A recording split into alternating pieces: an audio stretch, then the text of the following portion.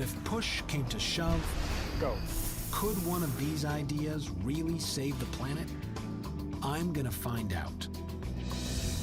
First up, a couple of guys at Columbia University who have figured out how to scrub the skies clean of carbon. Collect CO2 from the air. Physicists Klaus Lochner and Alan Wright are working with an incredible material that can pull CO2 out of the thin air. This is our air capture media. Well, this is it. This is the material I came to see. That's the stuff, yeah. Now I know what you're thinking. Mother Nature has already invented a machine to do that for us. It's called a tree. But trees are fighting a losing battle. We're producing gigatons more carbon than all the vegetation on Earth can handle. Klaus and Alan think they have solved that problem. They've discovered this material is a more effective CO2 capture device than any tree. I was just curious, so I took one of these and stuffed it in a Ziploc bag and added a bunch of water and squished it out and then sealed it, and the Ziploc bag inflated. For some reason, this brush was giving off CO2, and lots of it. But the most astounding thing was when it dried, it sucked CO2 back out of the air. Carbon capture and release at will. They're still trying to figure out why it works, but the fact is, it works. So how do you actually turn this into this? Well, we're resourceful, if nothing else. So what we use is a highly technical instrument we call a pasta maker. Instant carbon absorbing, high surface area pasta. There you go. I'm skeptical, but Klaus and Alan let their magic brushes speak for themselves. This is the airtight chamber, and you can see up here on the panel, currently there are 475 parts per million of CO2. So it's a little higher than outside, but that's because we're in the room and the door to this chamber is open right now. What's a normal CO2 level for outside? 390 parts per million is where the world is right now. At the beginning of the Industrial Revolution, we were at 280. Carbon dioxide in the atmosphere traps heat from the sun. The higher the parts per million, the hotter the Earth gets. Most scientists think that major climate change is right around the corner, at 450 parts per million. So this material is now actively absorbing CO2 out of the air inside the box. Yes, and if you watch the red line, you can actually already see, and it's now moving downward because these two brushes are absorbing the CO2 that is in there. That's amazing. We're less than 2 minutes into it, and I can already see it's starting to lower the amount of CO2 inside the box. And that's what they're supposed to do. The potential of this discovery is huge. We could stop the clock on global warming and bring the environment back in time.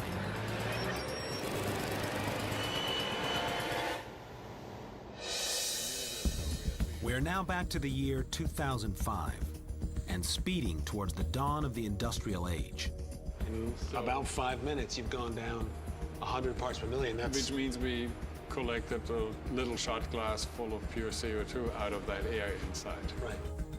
After an hour, the CO2 level in the chamber has dropped to 275 parts per million, about where we were in the Middle Ages.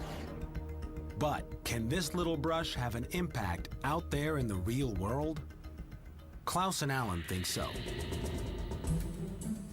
They see their material as the key to building a full-scale machine, with a cylinder of absorbers and a processing unit. These machines could be planted by the thousands in remote, dry areas of the world, each one capturing the same carbon in 1 day as a tree does in a lifetime. So, would a world full of synthetic super trees do the trick? Okay, it's time for a reality check. We know Klaus and Alan's CO2 capture technology works. That's carbon dioxide. The machine would be simple, requiring only water and a little bit of energy to operate. But there's still a lot of research and development to do. And it would take 60 million of these to offset our emissions. That's a few big car plants in the world would do that, right? So it seems to me the scale is well within the scope of what we know how to do industrially. Right. Once you've managed to capture it with your technology, what do you do with the CO2? Burning coal accounts for about 20% of all greenhouse gases in the world. But it's how we stay plugged in and powered up. At the Mountaineer Power Plant in West Virginia, Charlie Powell's job is straightforward. Keep the electricity flowing. Most people don't know what's behind the light switch on the wall. All they know is whether it works or not. Right.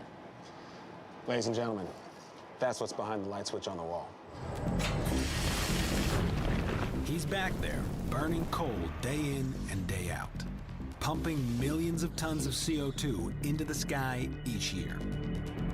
Now this is all after the power's produced. At the other end of the plant, engineer Gary Spitznagel is trying to figure out what to do with all that CO2.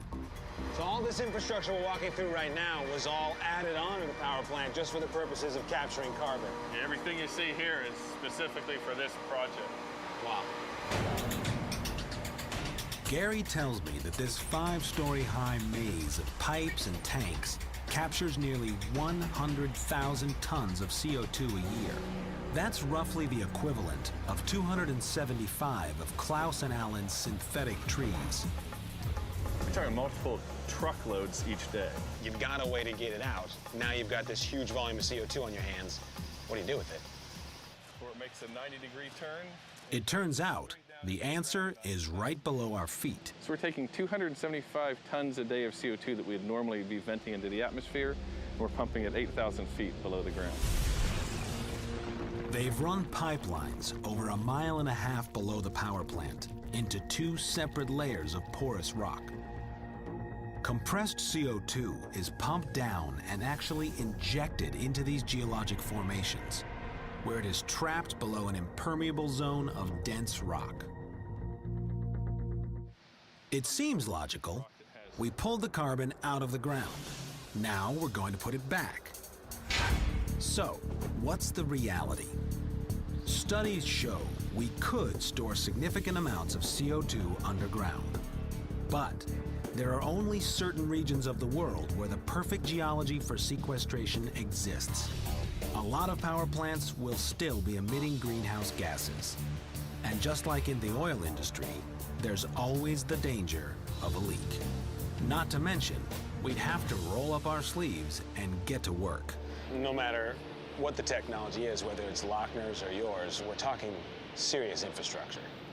When I look at the big picture, you can't see anything short of a moonshot type effort. Right. Something that truly takes the efforts of an enormous group of people trying to solve the problem from a lot of different angles, putting huge effort into it. What would be simpler, cheaper, something we could do across the globe? Some scientists think the answer is lying at the bottom of the ocean. Next stop, the North Atlantic.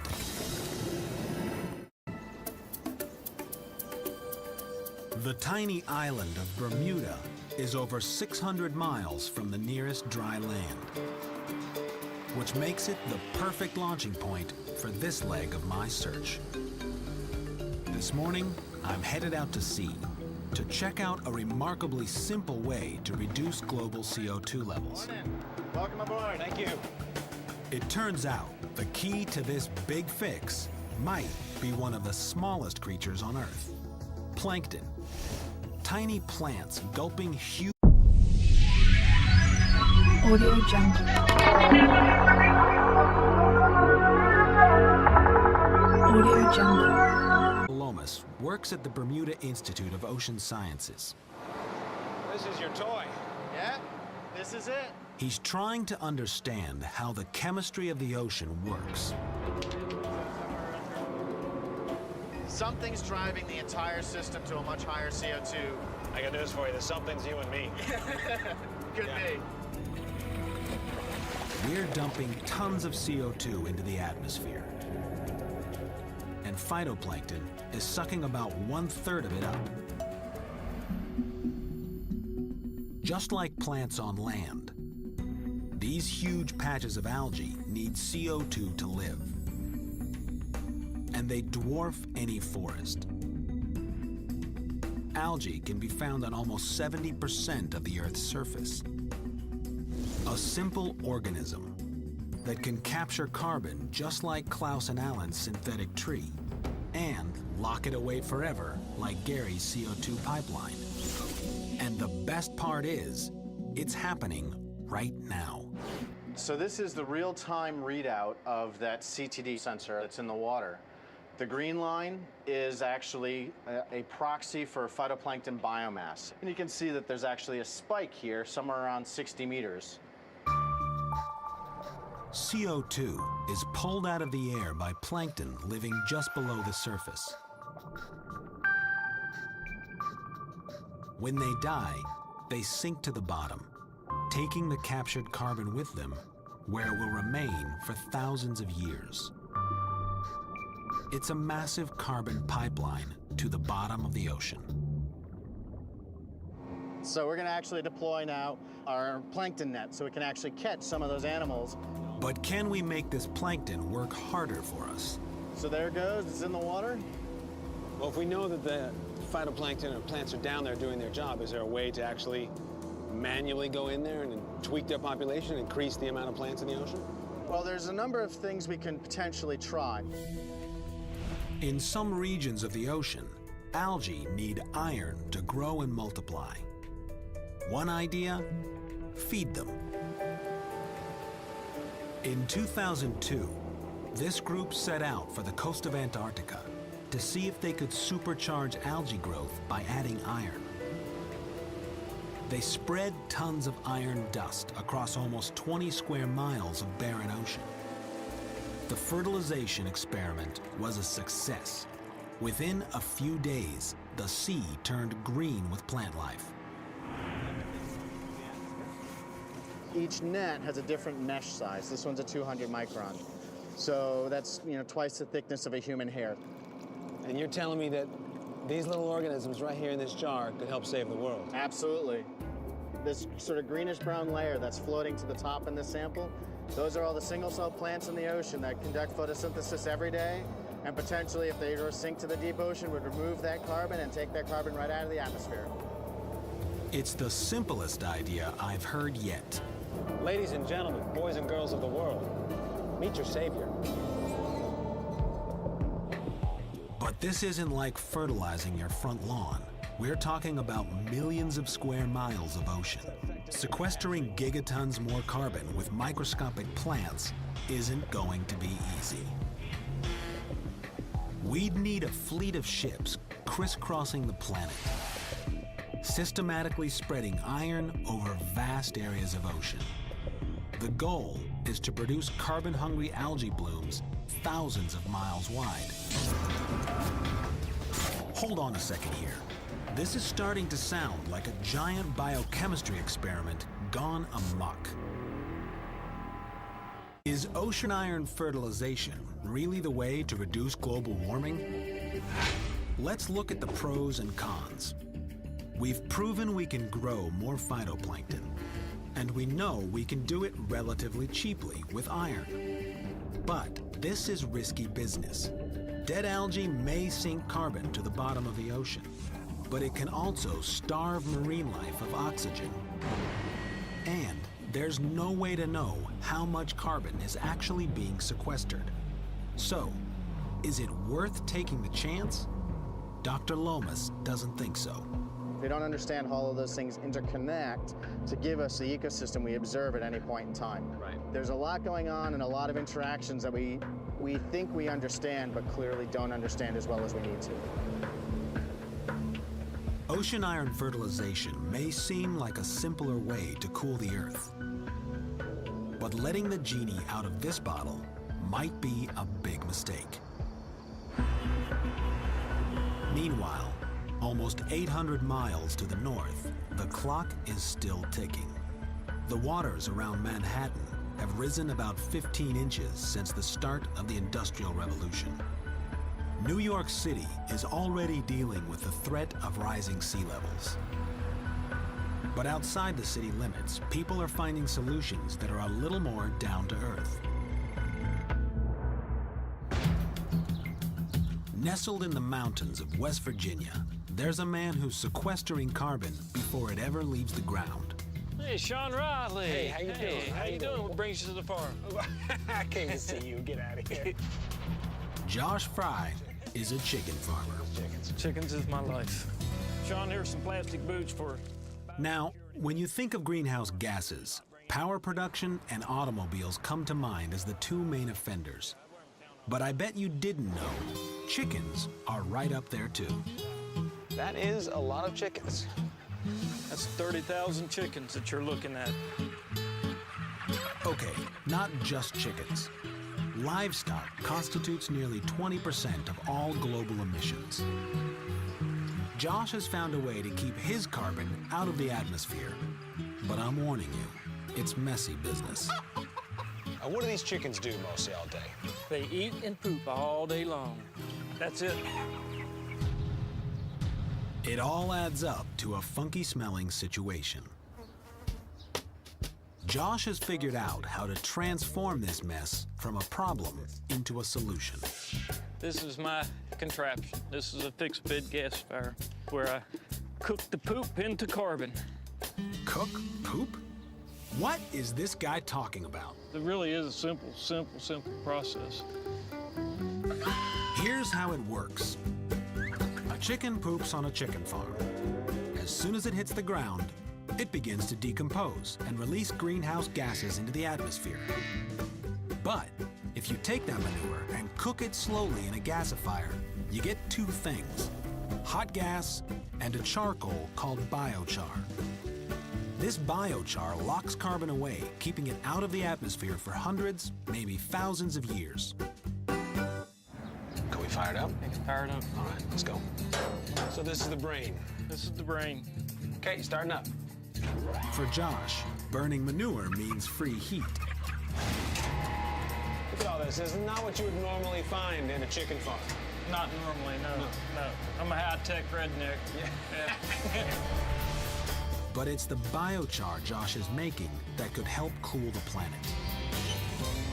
All right, Josh, here it comes. And it might just make Josh Fry a richer man in the process. Stuff, huh? This is biochar. Black gold, the new black gold. It turns out all that fixed carbon works as a super fertilizer, too. Josh is currently coming up with a business plan to sell his 9,000 pound a day yield. Look for Fryochar soon at your local garden center or home improvement store. You think maybe that could save the world? It will help save the world, yes, in conjunction with other things. Biochar shows a lot of promise, but it could take a long time to go global with this technology, and it would be costly. Josh's rig came with a price tag of about $1 million. And we can't reduce emissions from power plants or cars with biochar.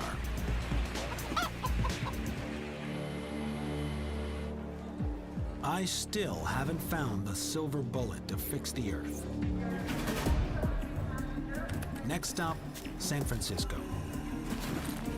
There's an atmospheric scientist on the West Coast who has a completely mind-blowing new way to cool the planet.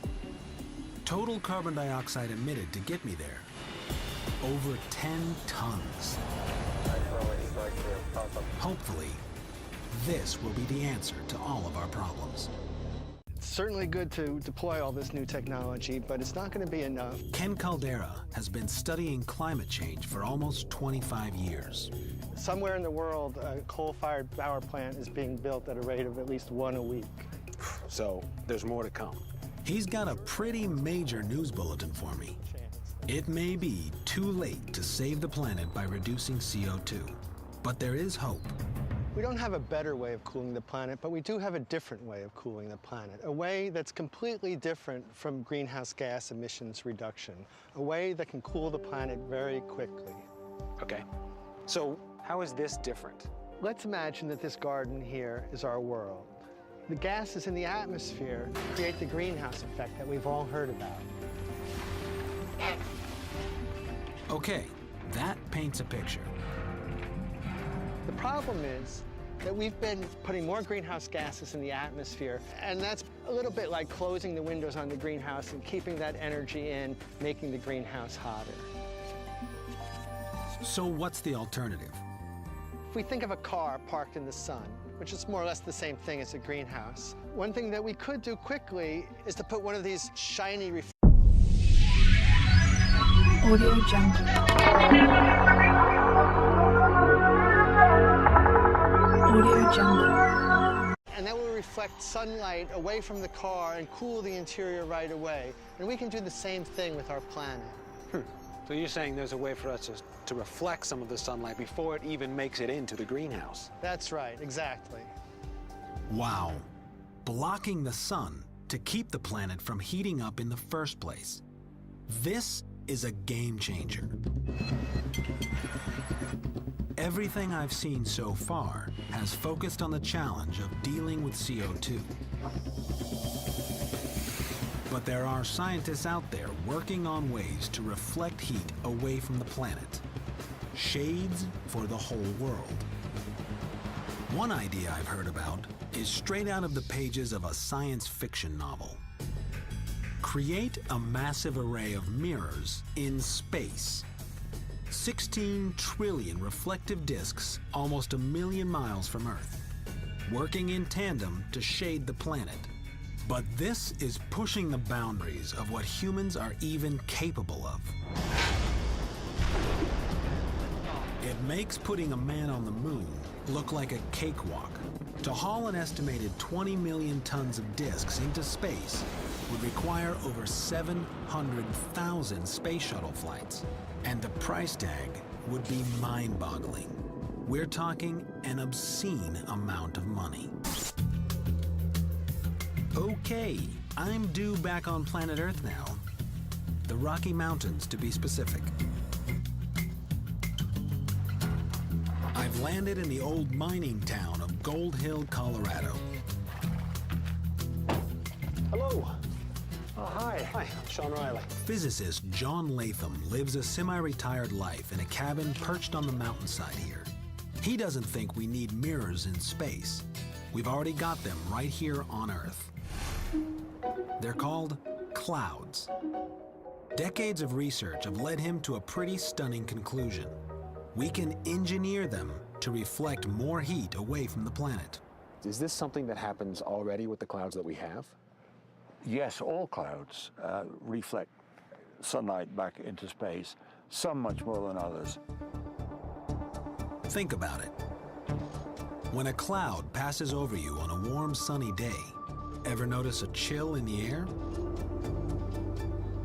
That's because water droplets in the cloud act like tiny mirrors, reflecting enormous amounts of solar energy back into space.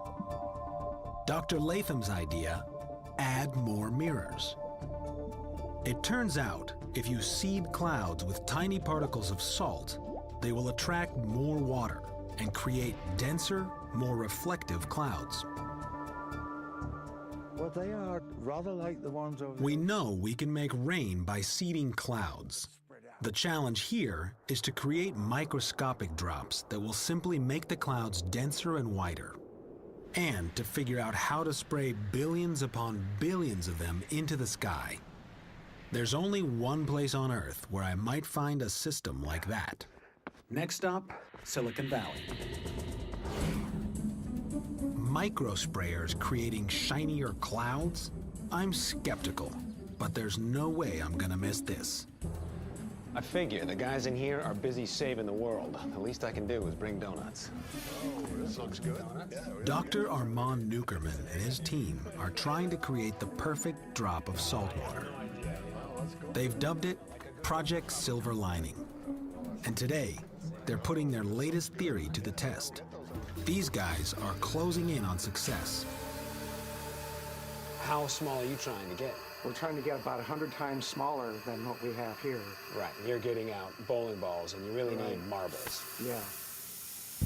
So how small do these drops have to be in order to go up? The average grain of table salt is about 1/3 of a millimeter wide. They have created droplets this size, but they need to be this small to make it up into the clouds.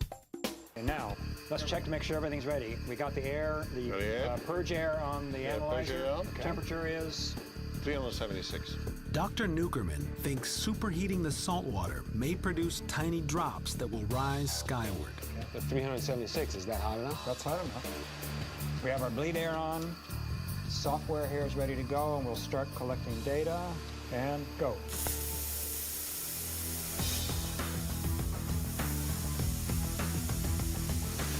So what you're seeing now, a cut of the flow, the liquid that's coming in and there's no sputtering through.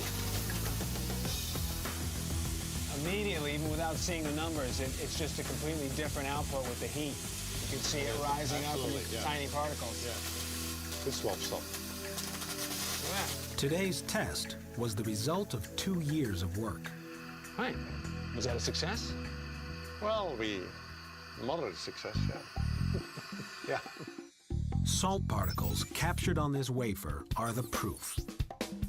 Spraying billions of these into the sky may prevent the planet from heating up. And it's the first technology I've seen that could be deployed regionally, in emergency situations where things are boiling over right now. Places like the Greenland ice shelf.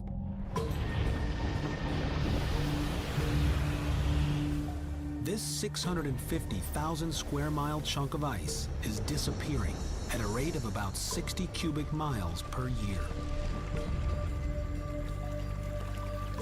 Long-term melting could cause global sea levels to rise over 20 feet, flooding many of the world's major cities. Cloud whitening may be a way to keep this place cool while we begin to get the global CO2 problem under control. So, it's off to Greenland to build sprayer machines, right? Not so fast. John Latham thinks the most efficient plan is to brighten clouds at sea and let natural weather patterns take them to their final destination. His futuristic vision? An armada of saltwater spraying catamarans. These boats would crisscross the globe, creating whiter, more reflective clouds wherever they're needed. To keep them carbon neutral, these ships would need to be powered by only the wind and sun, and they've got to be unmanned. But robotic sailboats seem a bit unrealistic. So what's the answer? Latham thinks we need to look back in history.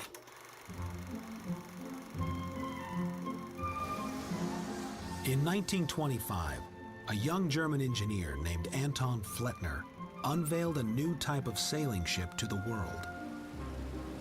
He claimed his rotor ship was powered by blue coal, his name for wind energy.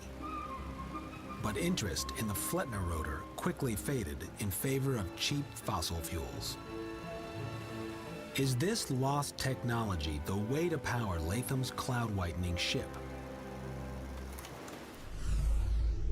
Pack your bags. Next stop, Germany. Just south of the border with Denmark is the port of Flensburg. It's a small town with shipbuilding in its blood. I've come halfway around the world to visit 2 guys who have built an amazing sailboat.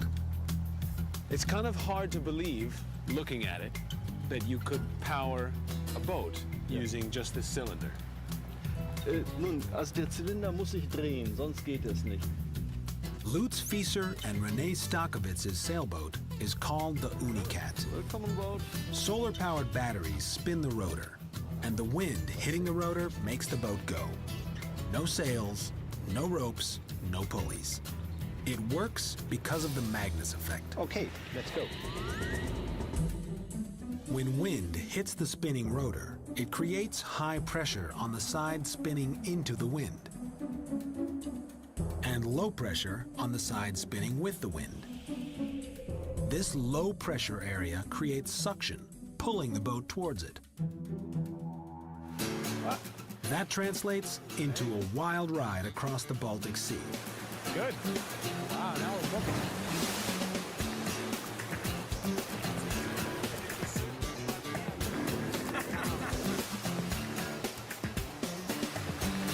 The faster we spin the rotor, the faster the boat goes.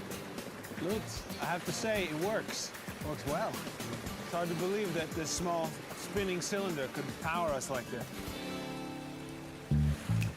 But can we build a fleet of ships to sail around the world on autopilot? Ich habe da meine Bedenken, dass es funktioniert. Wir haben beim Andrehen des Rotors ein Gegendrehmoment und dieses Gegendrehmoment dreht das Schiff in den Wind. Und wenn das Schiff in die Situation gekommen ist, kann man es nur mit einigen Tricks wieder zum Segel bringen. Even if a Flettner rotor ship could be piloted robotically, there's no substitute for a skipper who knows his craft. Going from this to this may still be on the distant horizon. Case in point, on the trip back, our solar batteries run out of juice, and we have to take matters into our own hands. Okay. So, maybe, just maybe, the Flettner rotor isn't the answer. Das wird aber nicht mit aufgenommen. Gezeigt. Unless you're gonna get giant teams of robots with paddles. Audio Jungle. Audio Jungle. Despite the power outage, I think this plan could theoretically work. The technology is within our reach. A robotic Flettner-powered vessel might work with more development. And the spray system Dr. Nukerman is perfecting looks promising. But taking this to the next level is controversial. Studies show that cloud whitening might alter weather patterns and ocean currents. On the positive side, if the sprayers were shut off, the effects would disappear within a few weeks. But international organizations like the UN aren't sure it's worth the risk. They've called for a ban on large-scale experiments. But there's another way to deflect heat away from the surface of the Earth. An approach so controversial, it makes tinkering with clouds look like child's play. June 1991, the Philippine Islands. Mount Pinatubo erupts, spewing about 20 million tons of sulfur dioxide into the stratosphere. Over the next year, the temperature of the planet dropped almost 1 degree Fahrenheit. And so after Mount Pinatubo, all these little particles in the stratosphere reflected around 2% of the incoming sunlight back to space. It got atmospheric scientists like Ken Caldera wondering, could we do this intentionally? Is it possible to create a dimmer switch for the planet? Is this really practical? I mean, can we really do this?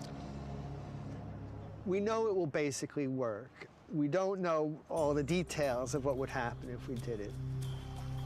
Some of the possible side effects of this controversial approach are shocking. Acid rain, drought, destruction of the ozone layer. There's always going to be an element of risk because we only have one planet and we never really get to test this at full scale. You don't test the parachute until you have to jump. You know, if the plane's going to crash, but you're better off with that parachute than without that parachute. This parachute has some pretty nasty strings attached to it. But if the climate starts changing dramatically, we may have to pull the ripcord, which is why a number of people are working on the most challenging part of this plan, delivering 1 million tons of sulfur about 20 miles into the sky.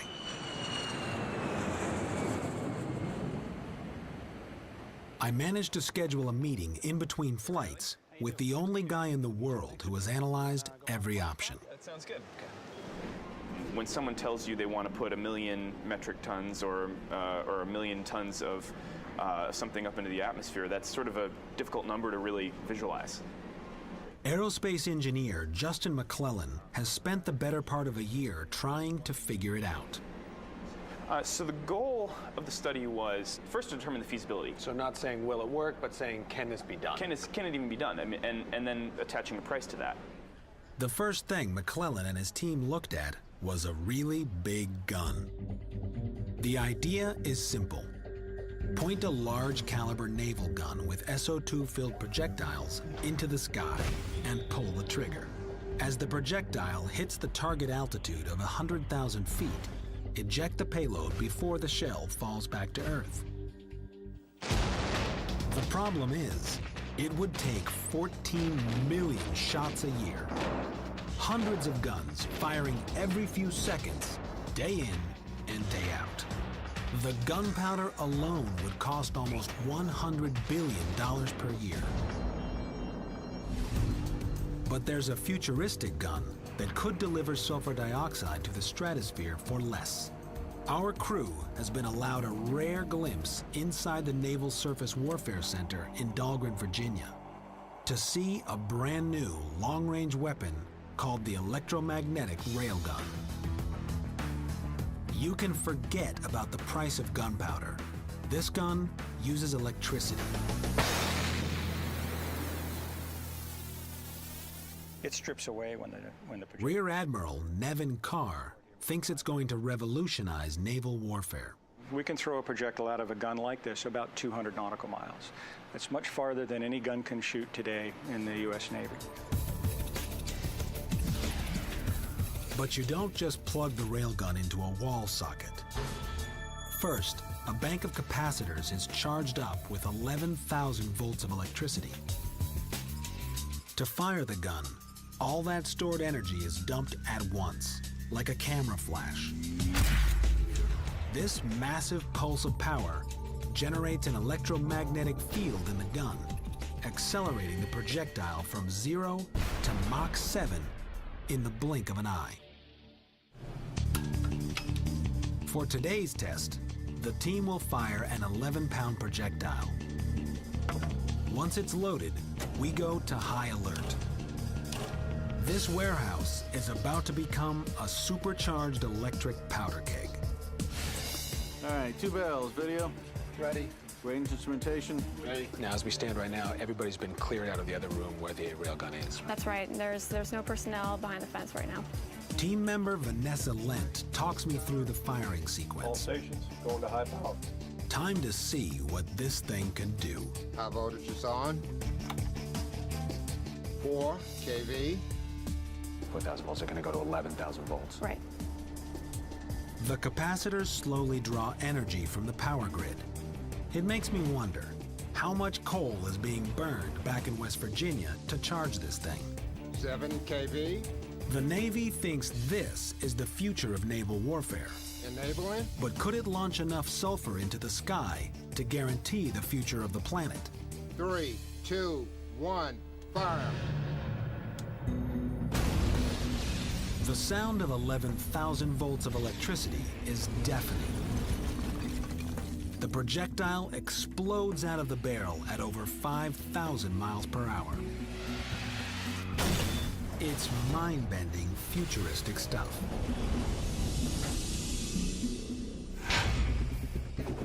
The railgun could easily deliver sulfur to the stratosphere, but the Navy won't be firing payloads much bigger than about 66 pounds.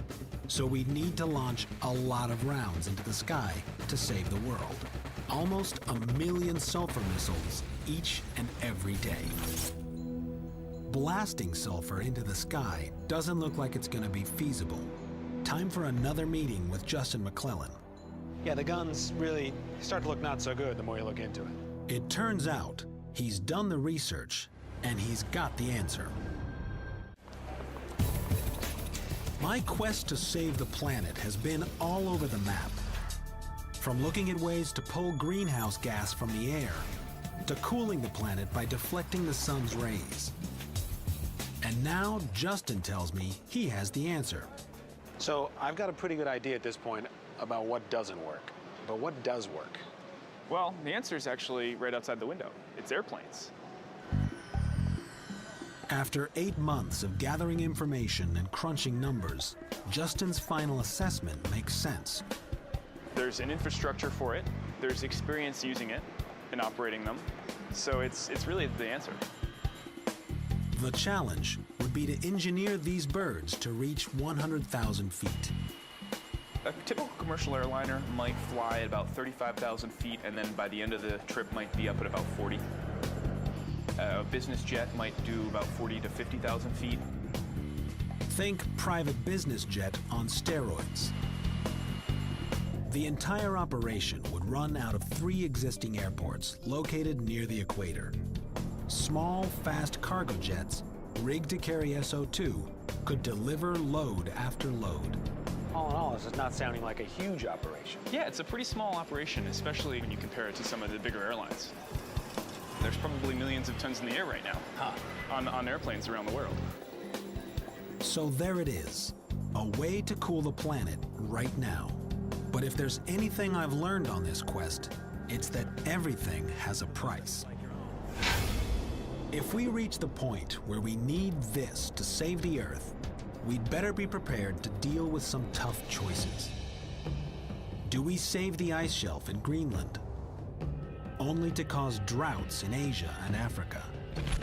Do we settle for a future of bleached out skies and sulfuric acid sunsets?